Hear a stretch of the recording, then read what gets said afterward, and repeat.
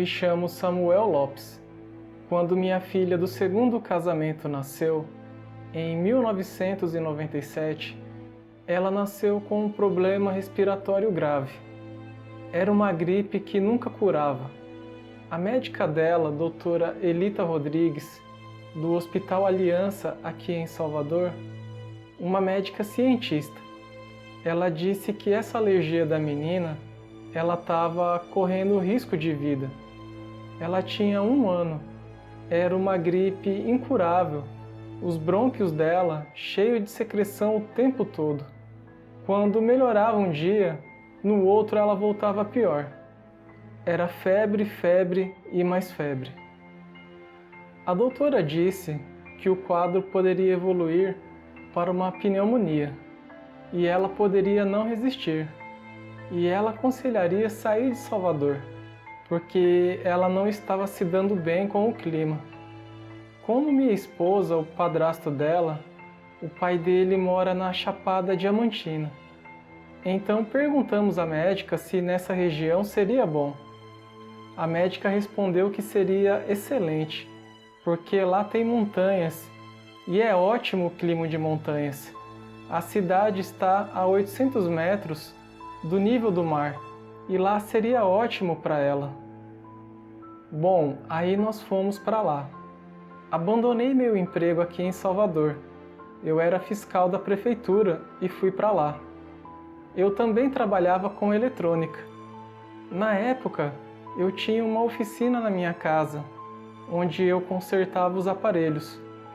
Peguei minha mala com as ferramentas e toquei na frente. E como era período de alta estação, porque lá na Chapada, esses meses de novembro, dezembro, janeiro e fevereiro são os períodos de alta estação, que você não encontra casa para alugar. O único lugar que achamos foi o lugarejo que se chama Tanquinho de Lençóis. É uma cidadezinha pequena e do lado direito da pista tem uma fazenda que era de uma empresa, que se chama Baema. É uma empresa que trabalha com agropecuária. Só que a Baema saiu de lá. E as casas, muito boas as casas de fazenda, ficaram para alugar. E tinha um rapaz que se chamava Guto, que era responsável pelo aluguel dessas casas. Ele era um funcionário dessa empresa, uma espécie de gerente da Baema. Então ele ficou morando lá. Ele ficou com uma das casas. Tinha umas 5 casas, então foi o único lugar que nós achamos perto da cidade de Lençóis, 20 quilômetros antes de chegar em Lençóis. Então fomos morar nessa casa na fazenda.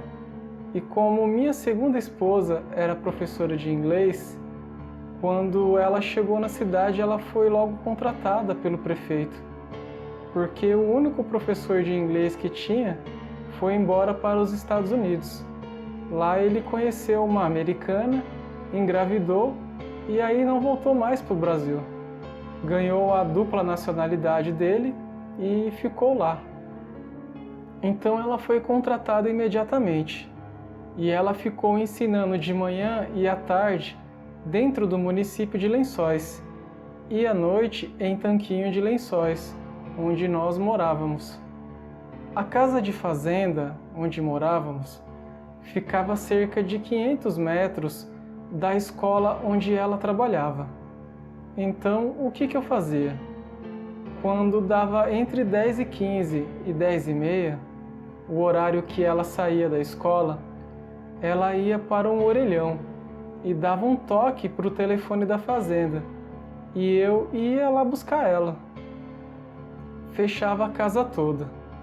Pegava minha moto e ia buscar minha esposa.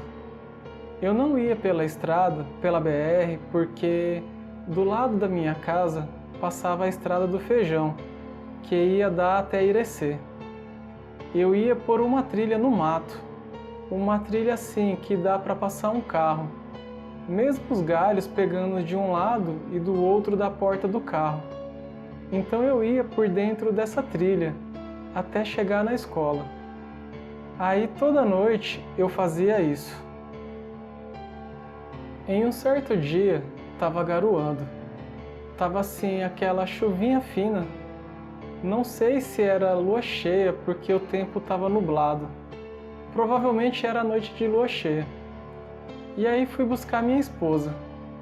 Quando cheguei lá, ainda estava garoando. Tinha uma colega dela, a professora Solange, que tinha ligado para o marido para ir buscar ela, para ela não tomar chuva. Como minha esposa tinha feito o cabelo, ela me disse: "Olha, Samuel, eu vou com o Guto e a esposa dele de carro, para não molhar o cabelo." Então eu disse: "Tudo bem, então tá." Aí voltei pelo mesmo caminho, que era atrás da feirinha de Tanquinho. Eu não ia pela estrada, porque essa hora da noite desce umas carretas embaladas. A pista é meio enladeirada e minha moto era preta. Era uma 135 RDZ Yamaha toda preta. Eu usava um capote todo emborrachado preto, porque a chapada durante o dia é sol de sertão e à noite faz frio. 5 horas da tarde, a temperatura cai verticalmente. Então eu não ia pela BR porque eu ficava com medo. Eu ficava dependendo daquela luz de trás da moto.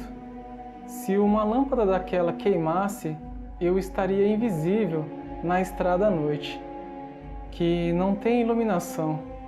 Então eu ia por essa trilha na mata, que saía atrás da feirinha. Eu andava cerca de 20 metros, atravessava a pista e pegava ela na escola. Bom, como ela estava vindo de carro, então voltei pela trilha. Ela era toda sinuosa. Tinha umas partes que o mato era falhado. Uma planta vai morrendo, seca, aí tem aquelas falhas de um lado e do outro. Outros trechos não. A mata era mais fechada. O caminho era cerca de 2,5 metros de largura a trilha. 3 metros no máximo. Passa um carro bem apertado. Em uma dessas curvas, quando fiz a curva para a direita, nessa clareira da mata que estava falhada, eu vi uma criatura cocada, agachada, e comendo uma lebre. Lebre é a prima do coelho. Ela é mais magra, maior e esguia. Ela era toda branca e ele estava lascando no dente. Parecia que estava com muita fome. Ele estava de lado para mim. O farol da moto bateu nele e eu freiei. Na hora eu pensei que era um homem, mas quando eu freiei, eu fiquei em estado de choque.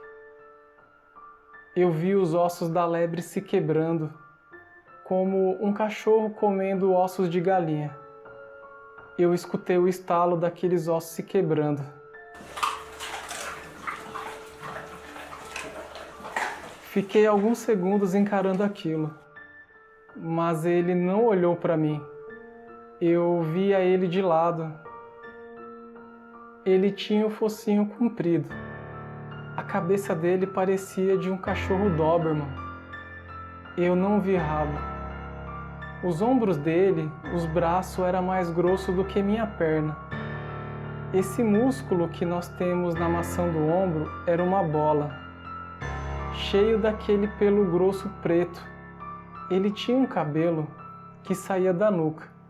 Até a linha da cintura era maior e arrepiado, parecendo uma piaçava. Uns fios grossos, todo preto.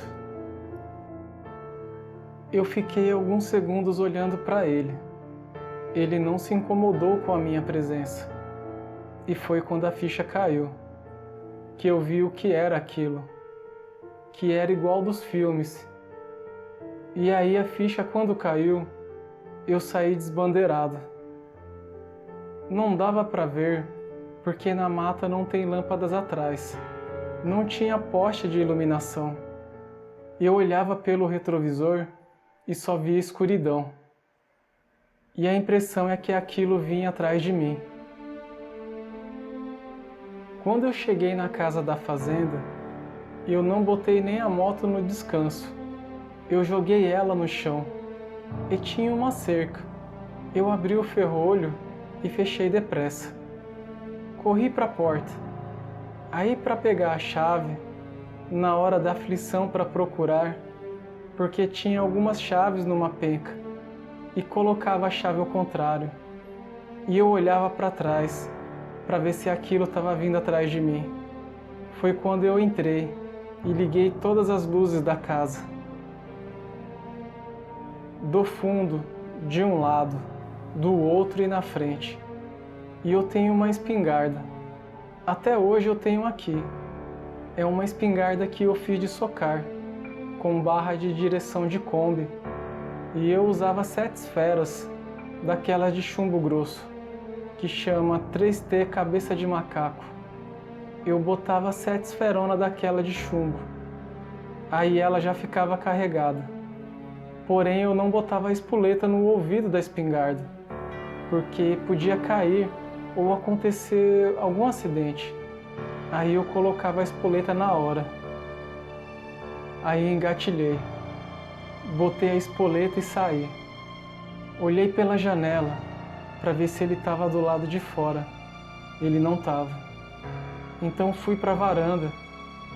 Foi quando vi o carro de Guto com a esposa dele e minha esposa. Eles estavam chegando. Eu fui até ele e contei o que tinha visto. Aí foi quando ele me disse: "Olha, Samuel, várias pessoas já viram.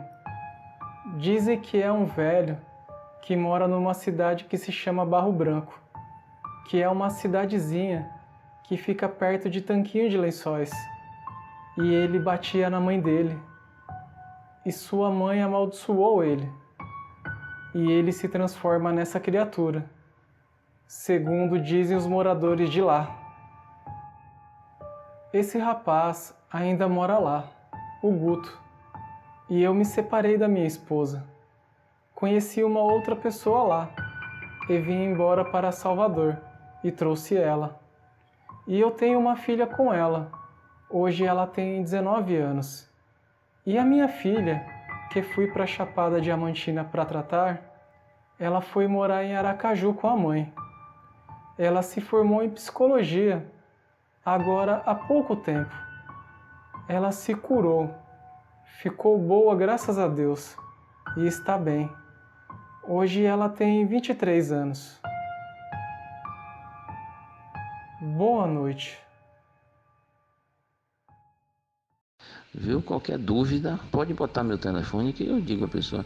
Se achar alguém se achasse uma turma que quisesse ir, eu iria lá para procurar esse bicho aí numa noite de lua. Eu teria coragem, viu? Pois é, como eu disse, eu não tenho necessidade de mentir. Hoje eu estou com 58 anos, certo? Não tenho necessidade de mentir. Eu sou até primo de Irmã Dulce, viu? Sou da família Lopes Pontes, Irmã Dulce. E não tenho necessidade de mentir. O que eu vi como eu disse, não foi cachorro, não foi macaco, porque mesmo que fosse na África, o gorila não é, que é o único macaco que existe desse porte, né? Ele é maior do que um gorila, porque um gorila não chega a 2 metros. E ele tinha um pouco mais de 2 metros. Como eu lhe disse, ele agachado, a cabeça dele ultrapassava o guidão da moto. Entendeu? Então não era macaco, não era cachorro. Pode ter certeza, aquilo ali era o lobisomem. Eu pensava que era coisa de filme, de história em quadrinho, mas é verdade mesmo.